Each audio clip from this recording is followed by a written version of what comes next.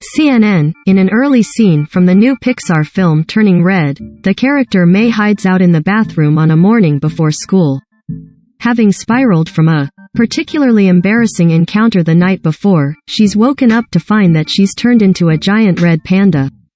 May's mother Ming assumes this reluctance to leave the bathroom means her 13-year-old daughter has just gotten her first period. Did the red peony bloom? Her mom asks through the door. Ming soon storms in with ibuprofen, vitamins, a hot water bottle and pads.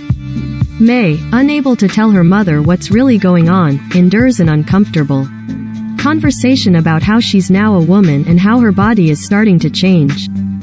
Mei Lee is a 13-year-old girl who loves karaoke, her best friends and the boy band 4 Town. May is indeed undergoing a bodily transformation, just not the one her mom thinks. As May soon discovers, she poofs into a furry red panda when she's overcome with emotion, reverting back only when she gets her emotions under control. Menstruation may not be what's ailing May, but the metaphor for periods. Puberty and the ensuing emotional roller coaster is clear. By normalizing, and even celebrating, one of life's most awkward phases, turning red does something not often seen on film and television, especially media aimed at kids. It treats periods and female puberty as something to be embraced, rather than be embarrassed about. Turning red normalizes periods. Though periods are an experience shared by half the world's population for a significant part of their lives, they're often regarded on-screen, when they're regarded at all, with fear, shame or disgust. It's a taboo that director Domi Shi was acutely aware of. You don't see that very often in movies and TV shows, she said in an interview with entertainment news site Uproxx, of the period talk between May and her mom. And I think that's precisely why we wanted to put it in the movie. I mean, this movie is for 13-year-old Domi that was in a bathroom. Horrified, thinking that she had crapped her pants. And too afraid to tell her mom or ask anybody about what was going on. May's complicated relationship with her mother is at the heart of Turning Red. While positive period portrayals in kids and family-oriented movies and TV shows are rare, there are some notable examples. In a 1990 episode of The Cosby Show, in which Rudy gets her first period, the youngest Huxtable rebuffs her mom Claire Huxtable's efforts to celebrate the occasion and turns to her friends for support. When the information she gets from her pals is faulty, it's Claire who steps in to reassure her that periods are completely normal. There was the 1991 episode of the sitcom Blossom, which saw its titular character struggling to talk to her dad about her first period and wishing she had Claire Huxtable to guide her.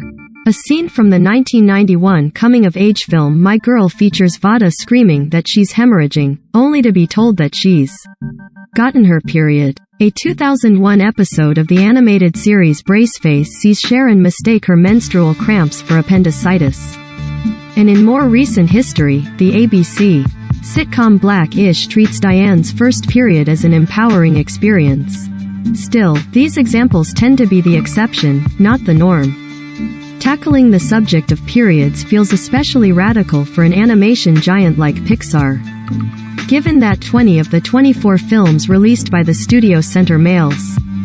But by addressing menstruation with candor and levity, the creators of Turning Red intend to destigmatize it, for everyone, not just young girls.